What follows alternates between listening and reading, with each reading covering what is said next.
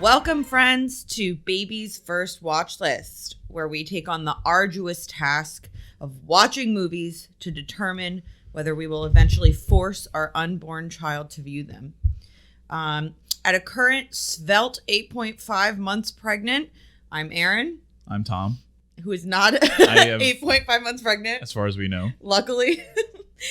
So in our previous discussions, we've talked about Toy Story and School of Rock. Today we have something a little bit different.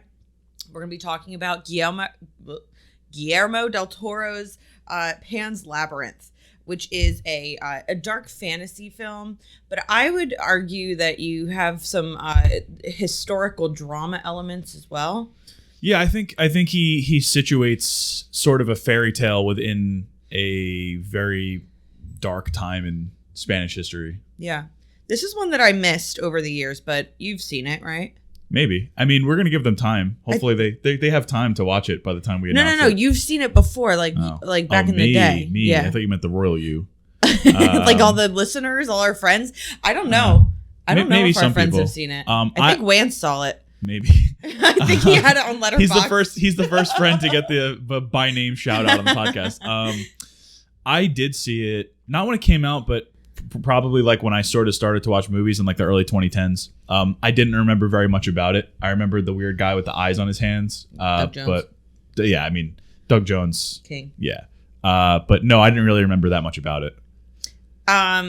So I never saw it. It was one that I don't know why I didn't watch it. It's a big one. It's one that is always on like best movies of the 20,000s.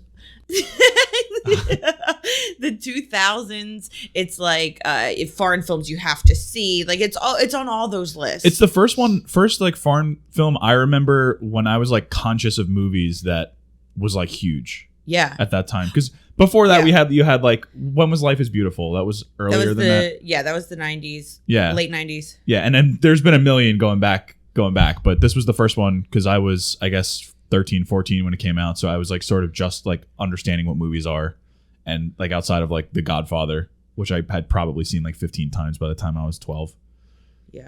Yeah, I mean, Pan's Labyrinth, it holds up. I mean, I remember liking it, but I don't really remember the ins and outs of the plot and everything. But it's very, there's depth here, and it's more than just a fairy tale. It's more than just a war movie. It's more than just some weird guy sitting in his basement creating a world, which is sort of what Del Toro feels like sometimes. Yeah, I agree. I think it was actually.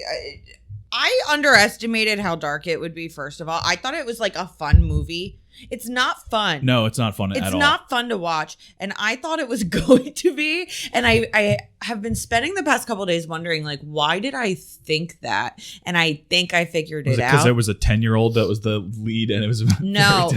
It was because when it came out, it was out, what, 07? 06? Yep. It was out just a year or two when I started my high school Spanish classes, and my high school Spanish teacher loved this movie.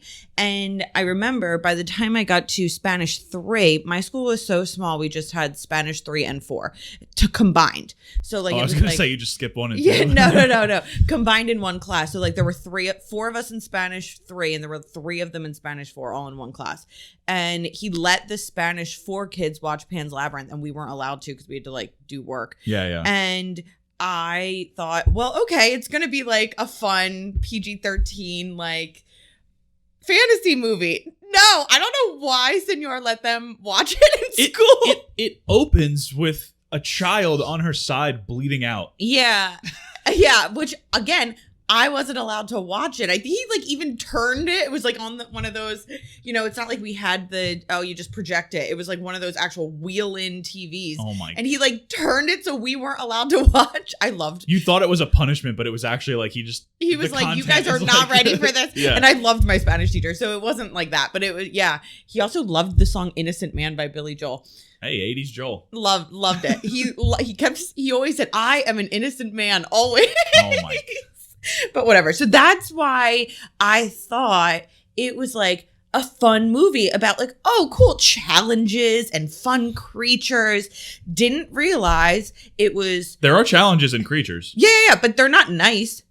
Or fun. I don't know. The fairies might have been a little fun, but they were more. I feel like they were in a period of their lives where everything was urgent and they had no time for fun. But I'm sure that they were fun in their spare time. I'm sure all of the people are fun. Like they probably have like a racquetball I don't know. tournament. The captain didn't seem like he was much fun. No, the creatures in the okay. challenges, they probably have like, company picnics and like stuff like that they can let loose a little bit.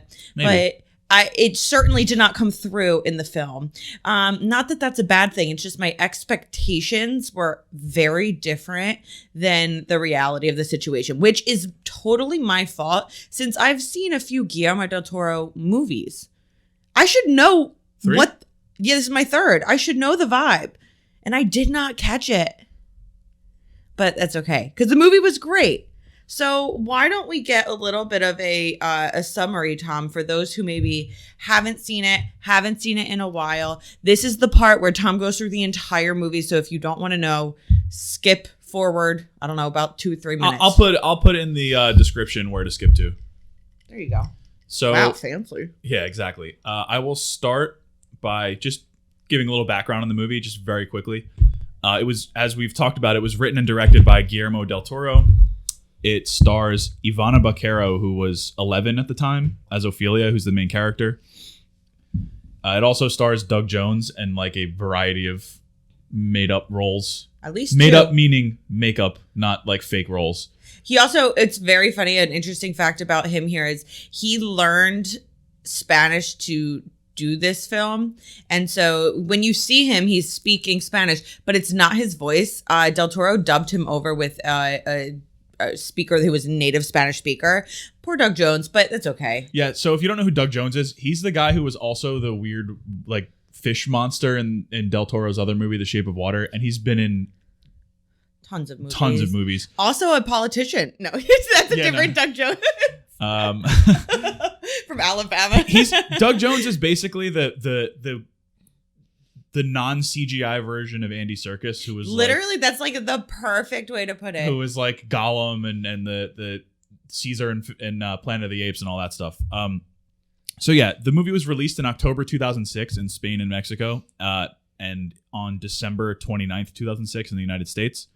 It was on a pretty small budget of $19 million, and it drew $83.9 million at the box office. So it did pretty well for a movie of this, especially a foreign film in America.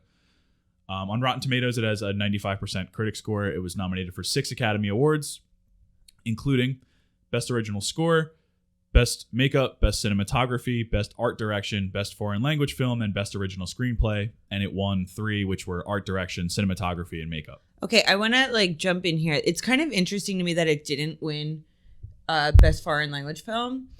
Yeah. I feel like nowadays it's since we've been very consistently watching the Oscar movies and been watching the ceremony and paying attention to that stuff. So for the past 10 plus years, it always seems like a foregone conclusion who's going to win the foreign language film. It's usually the one with the most hype. I don't think there was anyone. No, the one who won, I looked it up and it wasn't anything I think it was like a German movie that I never heard of. Maybe it's really good. I mean, probably is, but I found it interesting. Like the lives of others. Yeah. Yeah.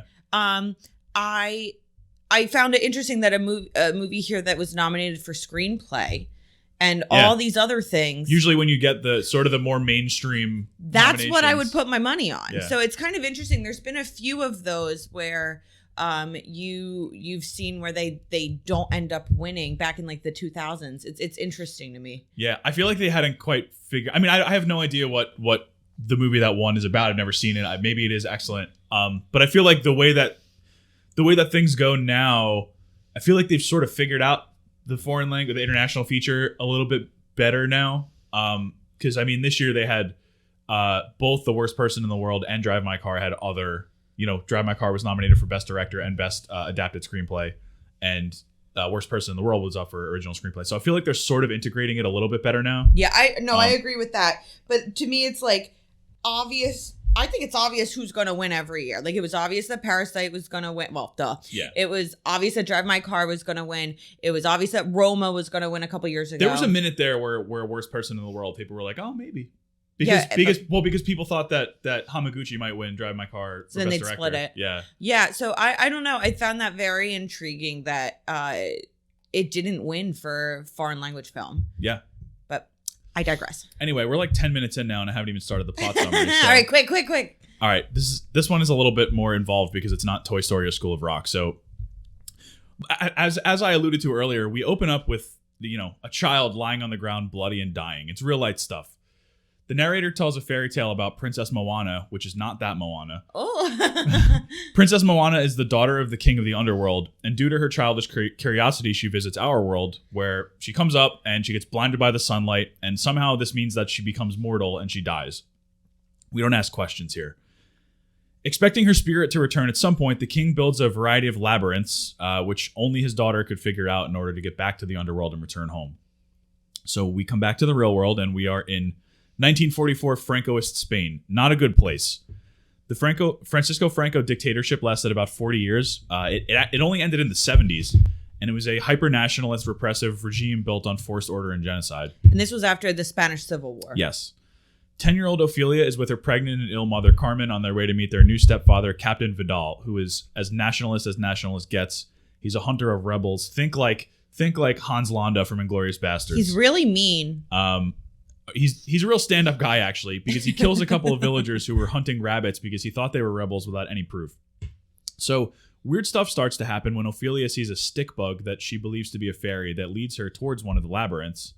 But Vidal's housekeeper, Mercedes, stops her and leads her home. Later that night, the bug finds her, somehow transforms into a fairy, and leads her back to the labyrinth, where there is a faun who sees her and believes she is Princess Moana reincarnated. If you have no idea what a faun is, you're not alone, but it basically looks like a goat that walks on two legs. He's got sort of curled horns, and his eyes are milky white like he has really bad cataracts. He's kind of a weird dude. Like many fairy tales, the faun gives her 3 tasks that will supposedly allow her to regain her immortality and return to the underworld. And naturally, because it's, a movie like this, she's like, sure, sounds good. Ophelia's first task is to retrieve a key from the stomach of a giant toad. We have no idea what the key is for. After finishing, the toad basically explodes. It's pretty gross. It's like he throws up all this, all his insides, basically. Yeah. It's very strange. So she does all that, and then she gets home, and her mother's getting worse. So she's worried about leaving her alone to perform the second task.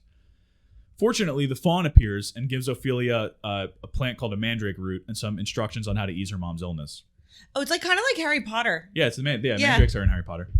Her second task is to use magic chalk to create a door and steal a dagger from the lair of a monster with eyes in his palms. That's the guy I talked about a little bit earlier. You know him. If you've ever seen anything to do with Pan's Labyrinth, you've seen this guy. He's the iconic monster from the film. He's got his eyes are in his hands, basically. He's called the Pale Man. He apparently, and fittingly for this story, eats children. He also strongly represents Captain Vidal, if it's not super obvious, because he's just he destroys innocence of things around him. The faun tells her explicitly not to eat anything, despite the massive spread on the table. Yet Ophelia eats a couple of grapes. Obviously, the monster comes to life, eats 2 of the fairies, and chases Ophelia, who barely escapes. Because she literally got 2 of his friends killed, the faun says he won't give Ophelia the final task. Fair. So now we're back in the real world for a little bit. Ophelia sees a lot of what Vidal is doing, and it's not good. As I mentioned, he killed some local farmers. He also brutally interrogates a known rebel. There's a scene where the rebels attack, and a door inside Vidal's compound gets opened with a key, remember the first task, allowing the rebels to loot the storeroom for provisions and supplies and, basically get one over on Vidal and his crew. When Vidal realizes that his doctor is helping the rebels, he shoots him dead just in the middle of the road, basically. As if it couldn't get worse, he finds the mandrake root that Ophelia had been tending to her mom with, essentially calls Ophelia a freak, and he destroys it. Shortly thereafter, Ophelia's mom dies giving birth to Vidal's son. Vidal, not a great guy, at one point said, if you have a choice between the mother and my son, keep my son. So, it's just a real sweetheart here. And that was before she gave birth. Yeah, that was earlier in the movie. Trapped with Vidal, Ophelia doesn't know what to do. She's basically stuck in an attic. And Vidal's housekeeper from the beginning, Mercedes, tries to escape with her, but they get caught. Mercedes' brother is one of the rebels, and she's been helping him throughout the movie. She frees herself from an interrogation by Vidal and stabs him with a dagger, second task, though he survives. While Ophelia is locked away in the attic, the fawn returns and decides to give her the third task. What a nice guy. That task is to grab her newborn brother and return to the center of the labyrinth. So we're getting a little bit of a connection between the stories here now. As Vidal gives chase, the rebels attack. Ophelia once again uses her magic chalk to create a door out of the attic. She grabs her brother. She heads towards the labyrinth. At the center of the labyrinth, the fawn tells Ophelia that returning to the underworld requires shedding the blood of an innocent, because I feel like that's the third task in every single thing. So he suggests that she prick her brother's skin just for a little bit of blood, allow her to return home. Just a tiny, tiny bit of blood. Ophelia refuses because she doesn't want to harm her brother. He's like 8 minutes old in movie time. As she's negotiating with the fawn, though, Vidal appears behind her. But when he sees her talking to no one, so there's nobody there, apparently. The fawn leaves, and Vidal takes his son away from Ophelia, and adding insult to injury, or I guess injury to insult, he shoots her. Like I said, not a great guy. She's 10 years old. He shoots a 10-year-old. He escapes the labyrinth, but not before he is confronted by Mercedes and her brother, who kill him. Before doing so, they let him know that they'll raise his son, and that his son will never know who he was, and that he would never be remembered by anyone. So that sucks for our guy, Vidal. Mercedes runs into the labyrinth to try to save Ophelia. Ophelia's blood's dripping down the staircase at the center of the labyrinth, which is the shot we see at the beginning of the movie. We then hard cut to a golden throne room where Ophelia appears alive. Her father, the king of the underworld, tells her that because she chose not to harm her brother, and because she spilled her own blood instead, she completed the final task. Her mother, the queen, asks her to rule the underworld with them. Our guys, the fairy and the fawn, are also there just chilling. We cut back to our world where Ophelia dies in Mercedes' arms smiling. A real touching, soft ending. Then there's a quick epilogue where the narrator, who we realize is also the voice of the fawn, says that Ophelia returned to the underworld, ruled for many centuries, and left quiet traces of her time in the land of humans, quote-unquote visible to only those who know where to look, and we see a fig blossom sprout as the movie ends. Happily ever after? Question mark? Yeah, sure. Yeah. I think so. Yeah, I mean, I guess it could have been worse. It could have been worse. I mean, if you're going to get murdered by some like old guy, then I guess at least if you think that it was good, at least that's something. At least you get to rule the underworld for like centuries. Yeah. Centuries is a long time. So one of the things that I think is really interesting that maybe we don't see as much in our previous movies, not to dig anything like when it came to Toy Story or School of Rock, I think that there is a book's worth of symbolism Absolutely in this movie. And Tom, you did a really, I think, cool brain job. I don't know what. Okay, like, we'll go with brain job. Where you thought a lot, and you came up with a lot of the figures from the underworld, which may or may not be in Ophelia's mind, connected to characters in her quote unquote real world. So you mentioned that the pale man is Vidal, El Capitan. So give me more of that. Like, who represents who in each one of these kind of worlds that we're in? Yeah, so the Pale Man, I actually read about this. There's a scene earlier in the movie before she visits the Pale Man where there's... so basically, when she visits the Pale Man, he's seated at this long table with a giant feast. And it's very similar to a scene earlier in the movie where Captain Vidal was seated at the head of a giant, like a long table with all of his men around the side of it. So he clearly, to me, I think that makes sense because he sort of symbolizes the destruction that Vidal is wreaking in real life.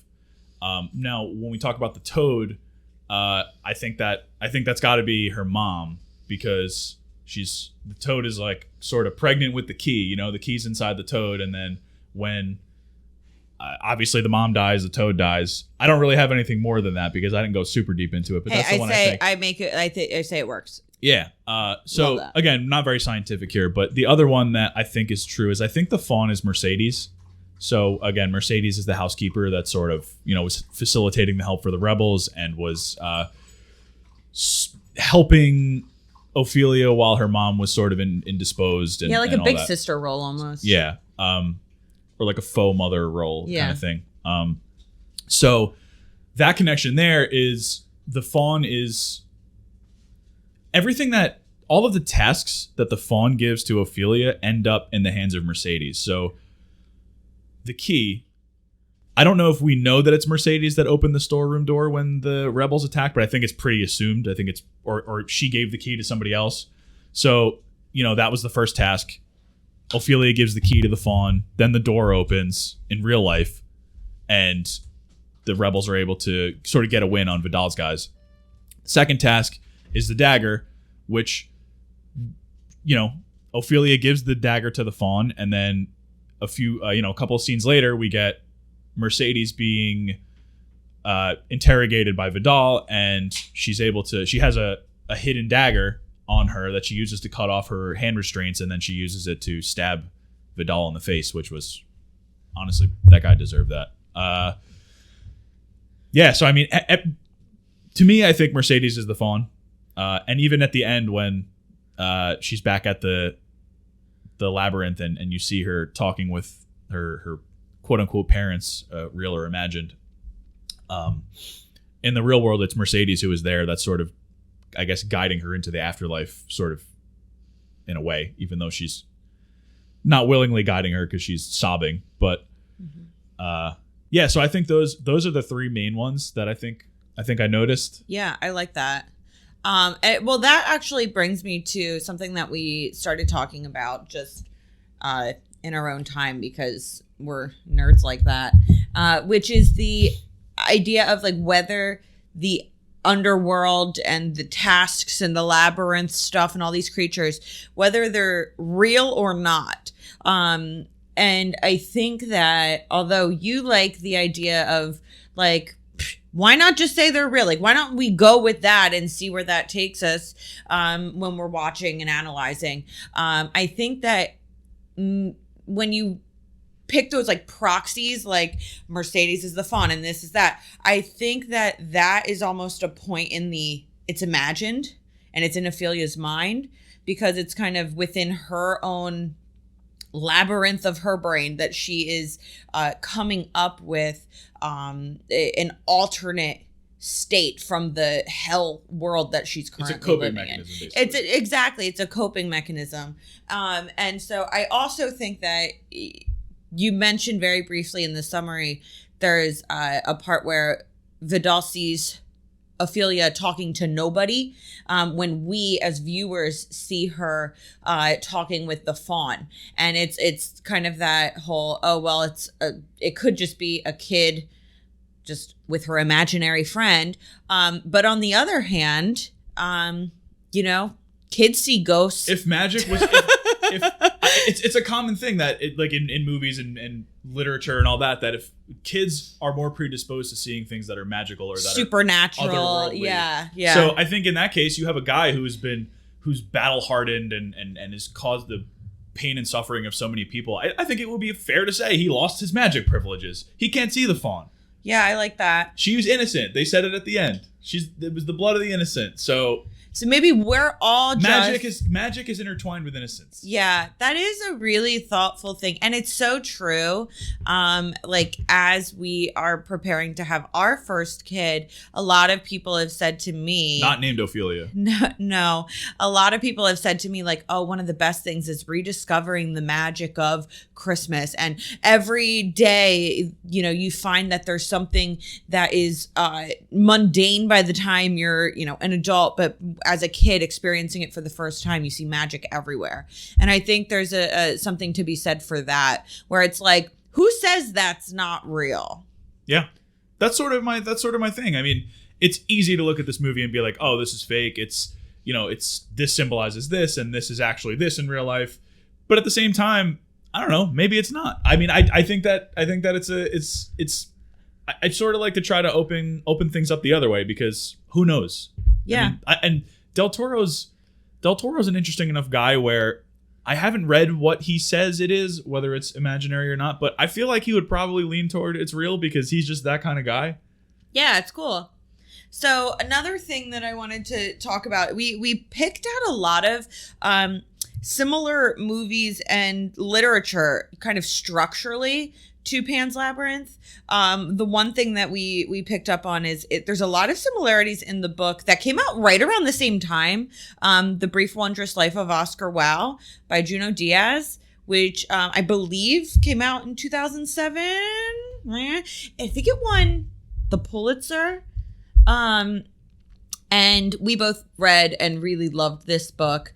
And so that book is an interesting kind of story within a story within a story about an unnamed, for part of the story, narrator who tells about a guy that he went to Rutgers with, shout out New Jersey, Oscar Wilde. And Oscar was like this kind of hapless figure who inside of his story is a background of his Dominican family and the Trujillo dictatorship. It's a book with a lot of magical realism, which reminded me a lot. A mongoose, that's it. I was like, there was like an ostrich that had magic powers. No, it was a mongoose. And the whole book is about a curse. And the whole book is about a familial curse that that needed to be broken. And Oscar Wilde, who, oh my gosh, wait, the whole thing was that he was a virgin too. So they have the innocent thing going on there too. Yep. That's really interesting. And I thought that it was fascinating that within, I guess, the Dominican culture that Junot Diaz was pulling from, you have that same sort of magic within it, which is really interesting. And we also compared it to A Monster Calls, which is an amazing book that does have a movie adaptation. We never watched the movie. We did watch the movie. And it was pretty good. It was pretty good. The book is a must. Yeah.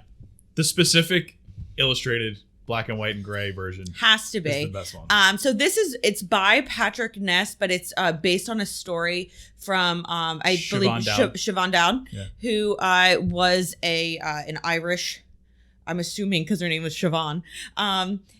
British, it says. British author who unfortunately passed away before she was able to fully realize the text. And A Monster Calls is a young adult novel, but it truly, anybody of any age can read it and appreciate it.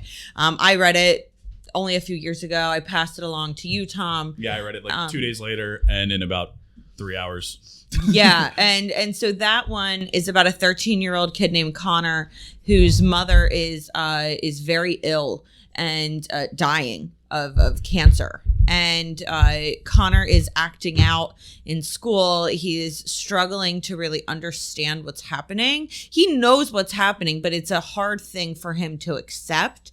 And every night at the same time, every single night, the yew tree in his backyard comes to life in the movie played by Liam Neeson, which is interesting. Yep. And he tells 3 sort of stories, fables. There it almost is, the rule of threes, just like in Pan's Labyrinth. And this all leads to Connor really a coming of age bit with him, not just in understanding, but also coming to terms with his situation. Once again, connecting the idea of nature and magic. Yep. So I really want to throw it to you, Tom.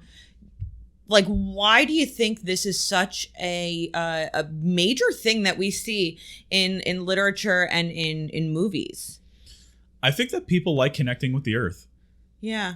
I think that people like being part of something that's larger than them. And I think that the one thing that we can all look at every single day and understand that is larger than us and that we're a part of is nature and the natural world. And there's a lot of times, especially now here in 2022, where we are totally disconnected from the natural world. And I think that when it comes to something that's magic, sometimes you don't need some wild imagination. You just got to look at what's in front of you. And what's in front of you is magic sometimes. Mm-hmm. And, maybe you've never seen a mongoose or even a yew tree or a fawn or the pale man or anything like that.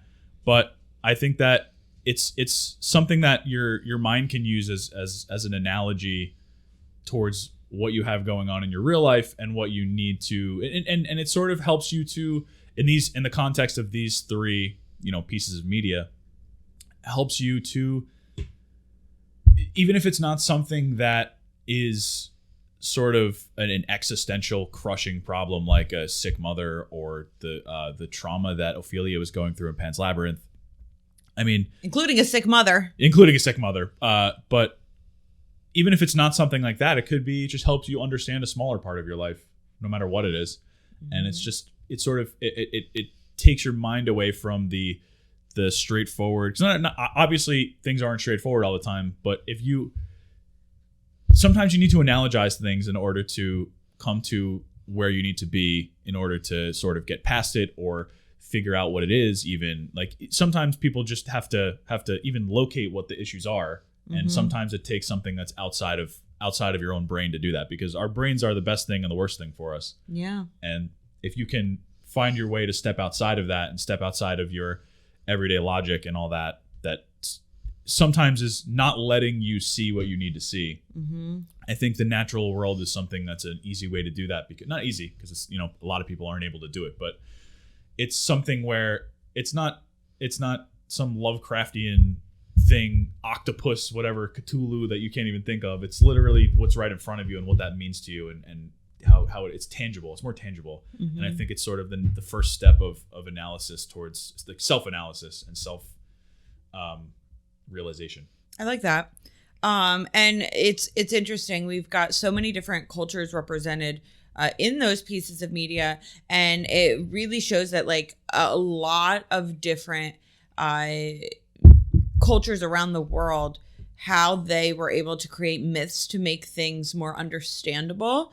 And it really connected to the Persephone myth in Greek that I don't know how I know this. I never took any classes on Greek myths. I never read Percy Jackson, which I feel like everyone gets their Greek myth primer now from Percy Jackson. We were talking about this beforehand, and I took a Greek myth class in high school, and I took a Greek myth class in college, and I learned about Persephone, but it was very briefly, so I don't even remember any of the stuff that Erin was talking about. I don't know where this came from. The filing cabinets of my mind.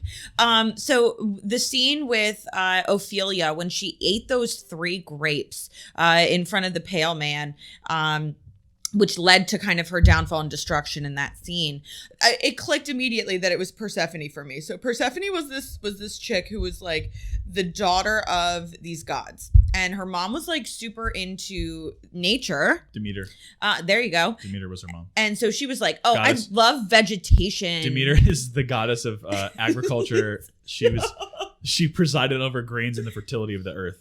Just a little, I'm going to jump in here for a second. She's actually the daughter of Zeus, but she got abducted by Hades. No, shush. This is the story, dude. Oh, you're going to go through that? Yeah. So Persephone was abducted by Hades. Wow, who told you that? Yeah, and brought to the afterworld. Nope, underworld. And so Hades was like, haha, like, sorry, you're with me now. And Persephone was not happy. Obviously, she was really sad. She loves her mom. She loves being, on the regular Greek god vibe. And so her mom was like, no, this is not a good idea. And she was so sad that her daughter got abducted by Hades that she was like, you know what? We're not going to have grains. Okay, we're not going to have vegetables then. And we all have to suffer because Hades decided to take my daughter. So she ended up striking a deal with Hades, like, okay, cool, I'm going to take her back now. But Hades, that little trickster. James Woods. In Hercules, he made Persephone, tricked her into eating. It depends on like what you look at with the number. I always heard 6 pomegranate seeds. And because she ate 6 pomegranate seeds for 6 months of the year, she has to stay with Hades. Kind of an awful timeshare, if you ask me. And the other 6 months she's with her mom. So the 6 months that she's up above the underworld with her mom is like spring and summer. Things grow. You got the plants. Vibes are good. And then when she's down in the underworld, that's when Demeter's like, bye. And you've got everything dying in fall and then in the dead of winter.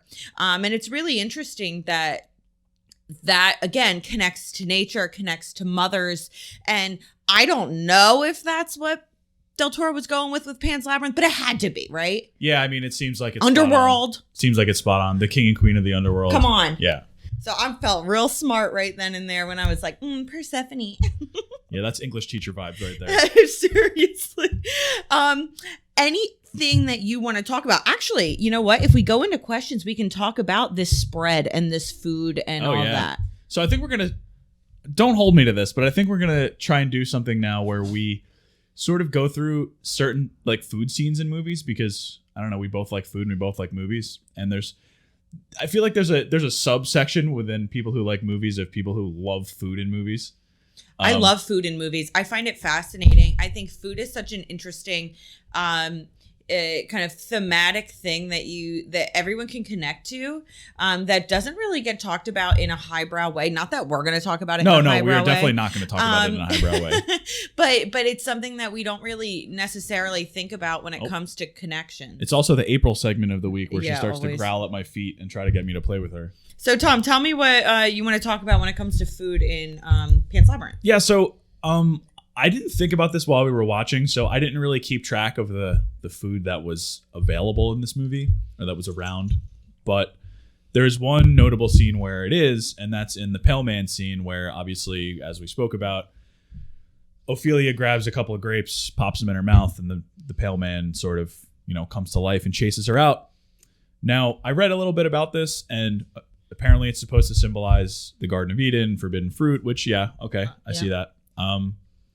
But it's a sort of a class thing, because the way that she chooses the grapes out of everything else on the table, I think it goes to show that she didn't even have access to grapes. Like grapes to her were a luxury, because before this movie, it doesn't seem like she was the most affluent. She didn't come from the most affluent family. I don't want to. Her dad was a tailor. Yeah. Oh yeah. There you go. Her dad was a tailor.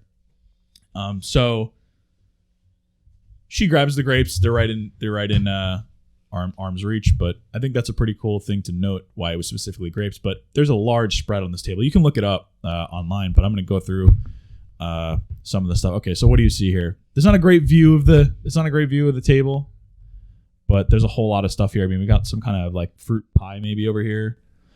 We got some cookies over to the right. This is like a loaf or something. It looks like a ham. A ham. Oh yeah, there's pineapple on top.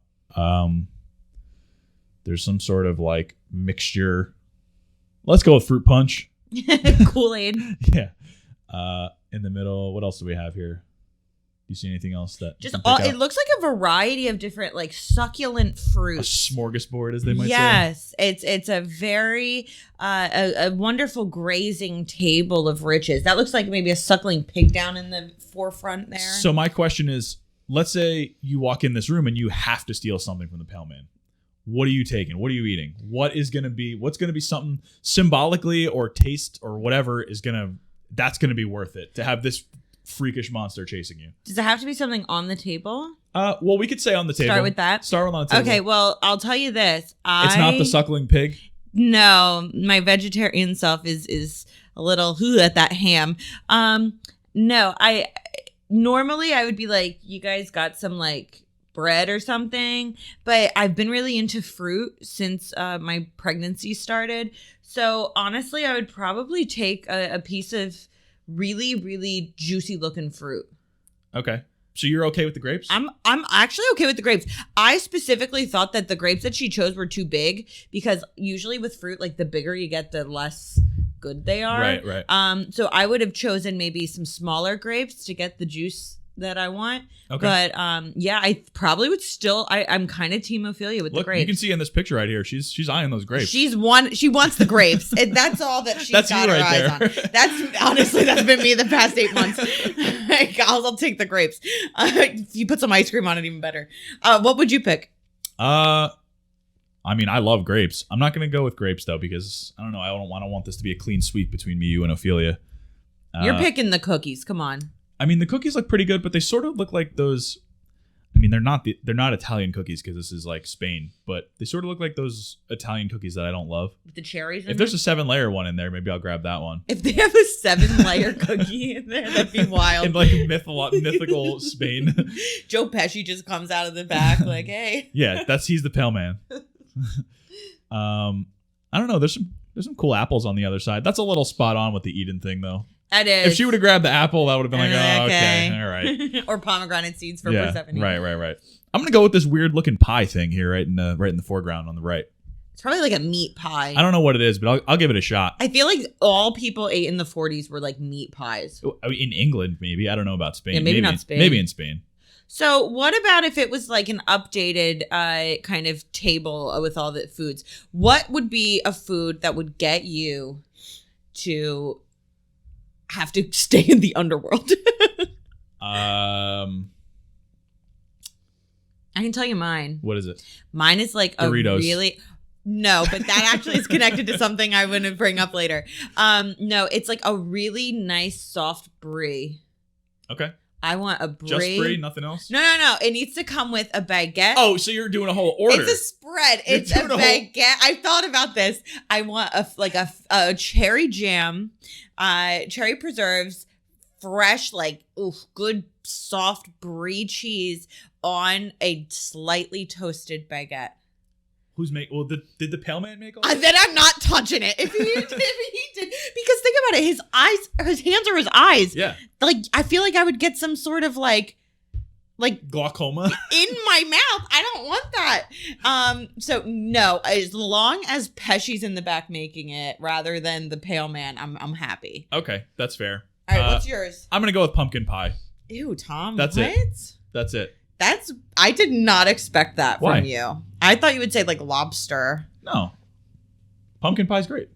Okay. Pumpkin pie. I'm not putting in a whole freaking order with this guy. All right. Well, I have a question that sort of connects to this a little bit. So this is one of the challenges, right? That Ophelia has to do. If you were the king guy, right? Her fake dad, real dad, whatever. Yeah. And you were making these challenges. I want to know what one challenge would be. And I'm going to tell you mine first. Go for it. So I would do a food-related challenge to keep on brand.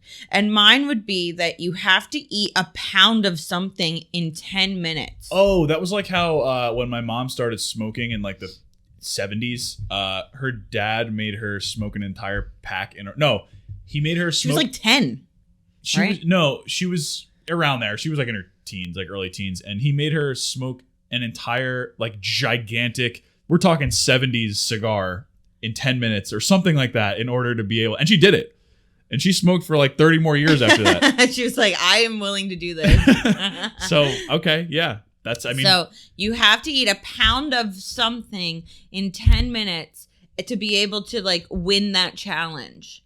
Okay. And then I guess afterwards you throw up in the keys in your throw up because you ate a pound of something in 10 minutes. She didn't throw up the cigar. No. I'm talking about like Ophelia. No, I know. But I'm saying it's possible to complete that challenge without throwing up. But that's part of the challenge. It's like if you succeed, that's what happes. Okay. So it's not like the hot dog eating contest where you can't throw up? No, it's the opposite of that. You have to throw up. Yeah. So... So what would you pick? My answer is Doritos. It would be the red Doritos. You have to eat like regular nacho cheese Doritos. I would be able to do that with no So you want something that you're just able to do? Yeah. So what would you pick? You know, you told me yesterday to think about this and I didn't think about it at all. So I don't know. Yeah, I mean, an eating challenge is great, but I don't know. Why don't we do something like that they would do in like Jackass? If I wanted my daughter, or I guess my future son, to come home and you know, give them a test to figure out what they can do, why not? I don't know.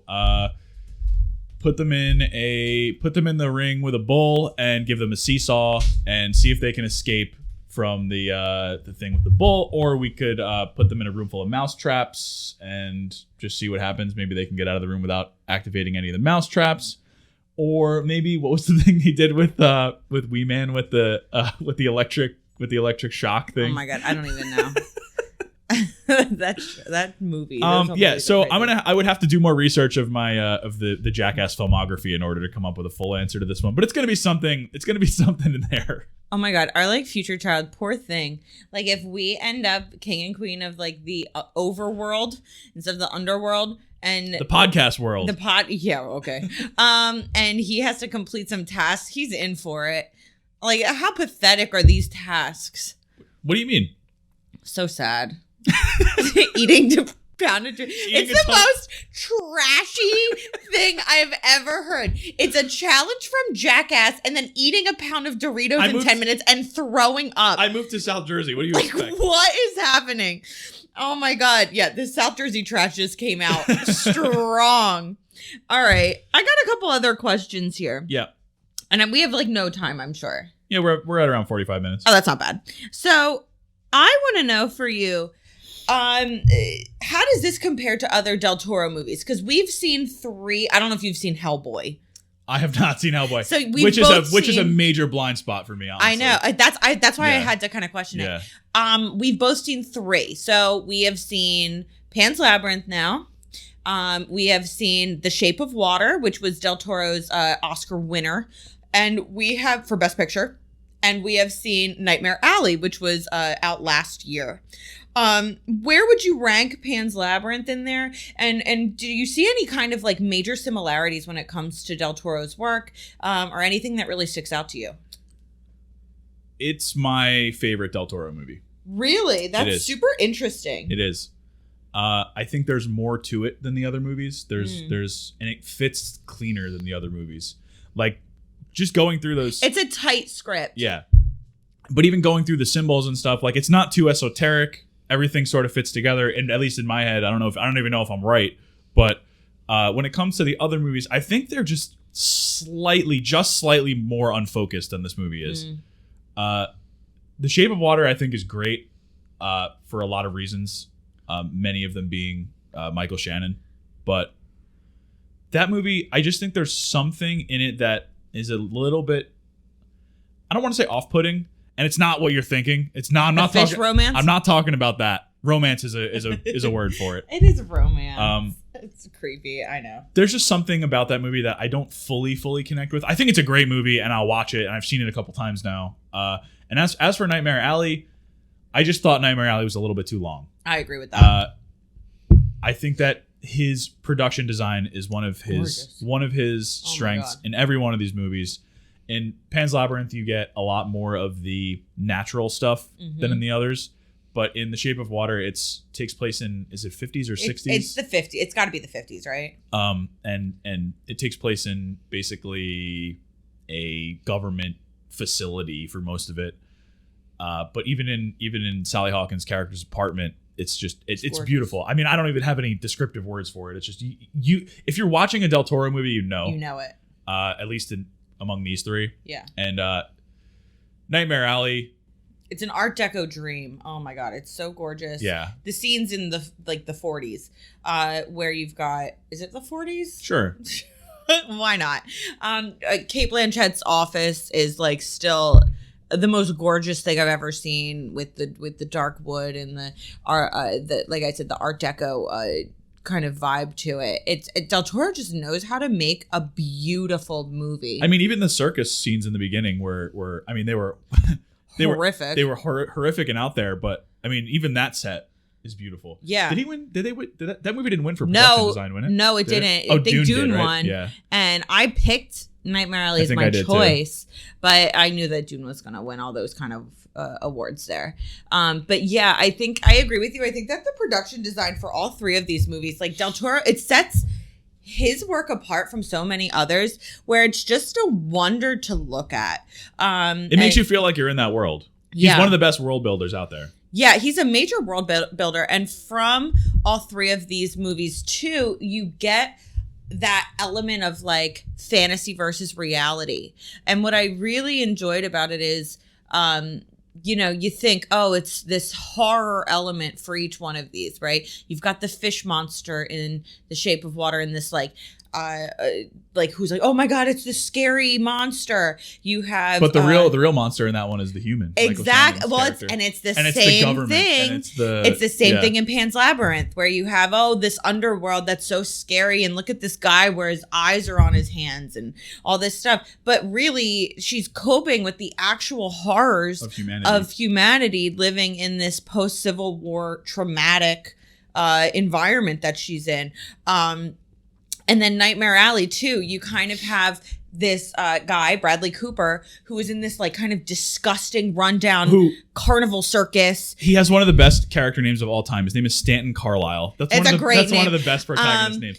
But in reality... And Nightmare Alley is a remake, too. It is, yes. It is a remake. From a 1947 movie. Yes, which I think might have been based on a book, too. But I don't know. But the character, Stanton Carlisle, comes from the 40s movie or come whatever. Up with that. And so you think, oh my God, this is like disgusting, him in this circus. But honestly, his life really fell apart in the beauty after he got really famous and was in these like amazing places that were so gorgeous. So it's really fascinating how Del Toro is able to kind of juxtapose the supposed horror of, all these kind of interesting underworlds and monsters and stuff with the true horrors that we deal with in humanity and the reality of our situations. I think that that's something that he does very well, and that clearly seems to fascinate him because that's been through 3 of his major works.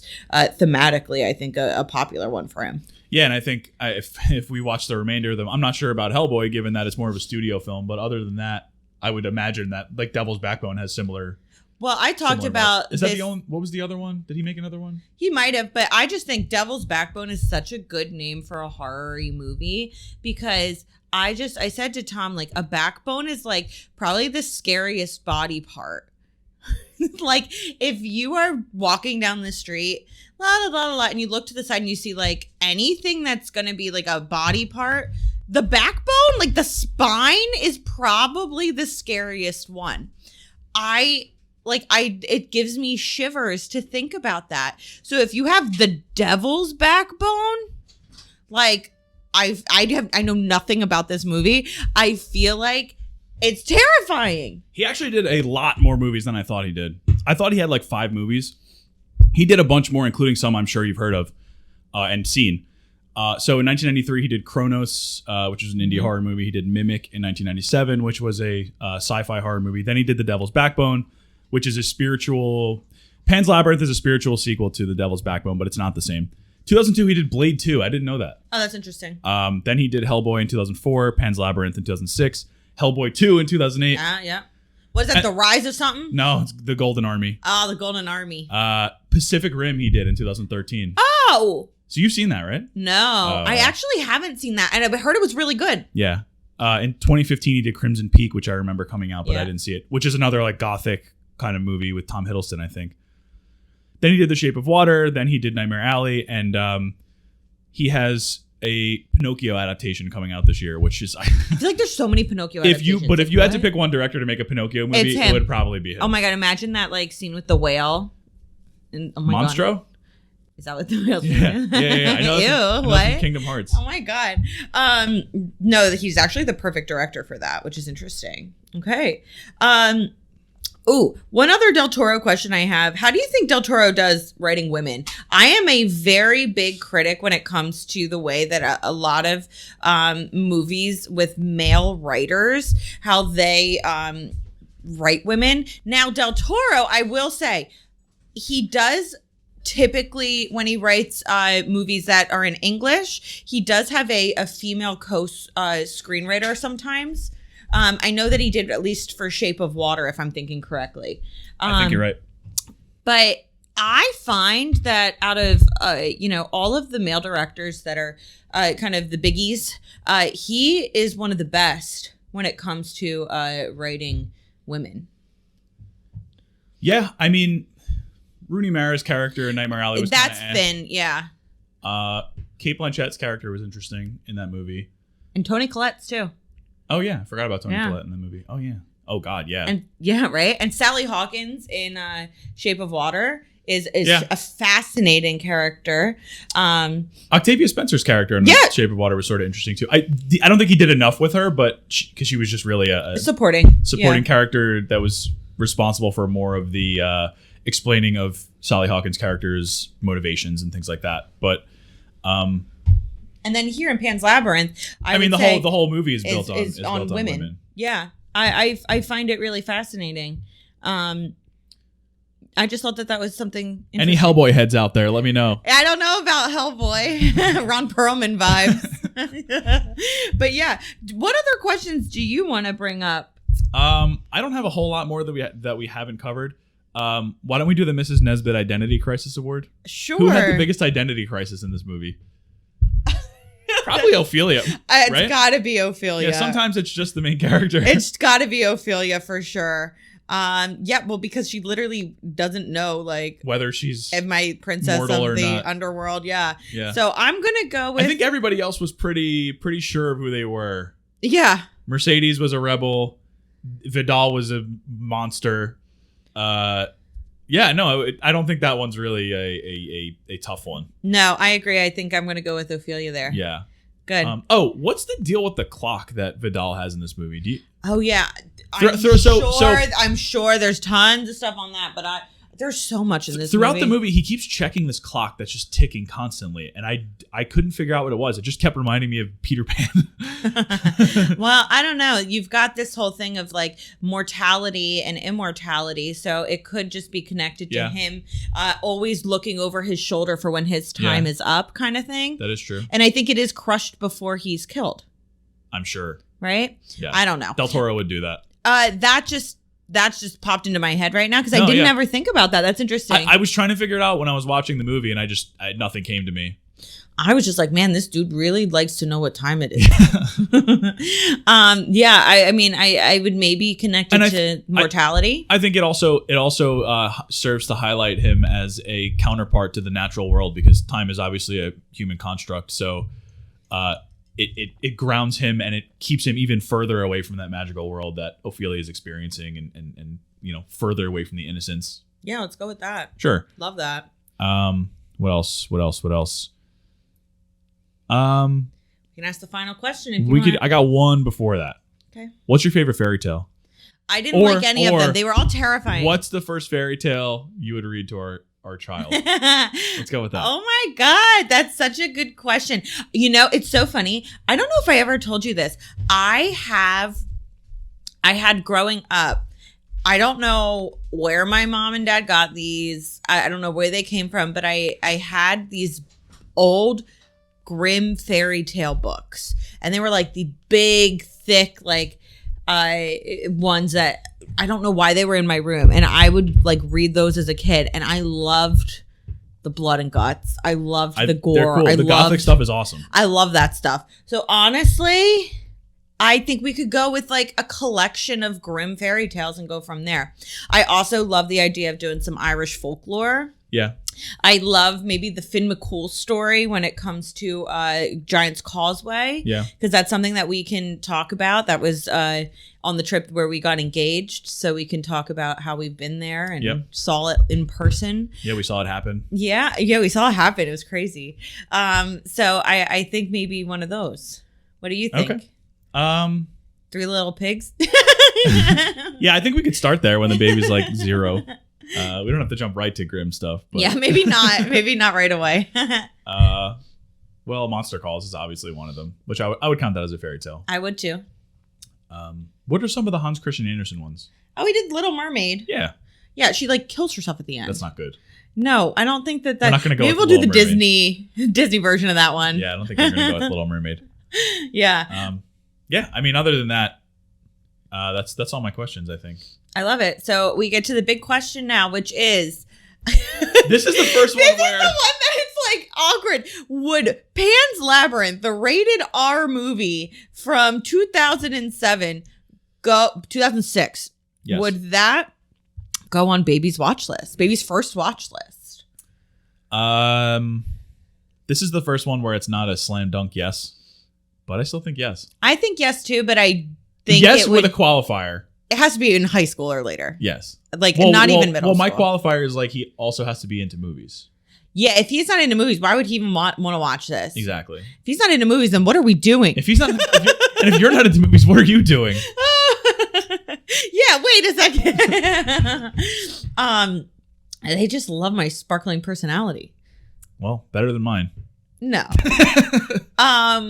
Yeah, I would say I would put it on the watch list with that little caveat there of being he needs to be older and he needs to be able to, appreciate and enjoy movies. Yes. Older than the 14 that I was when I watched this movie. I just didn't get it. Yeah. Yeah. I feel like if I watched it as a teen, it would have gone right over my head. I appreciate that I watched it now as an older person. Or I guess I didn't watch it when I was 14, old. but I was a little bit older. Yeah.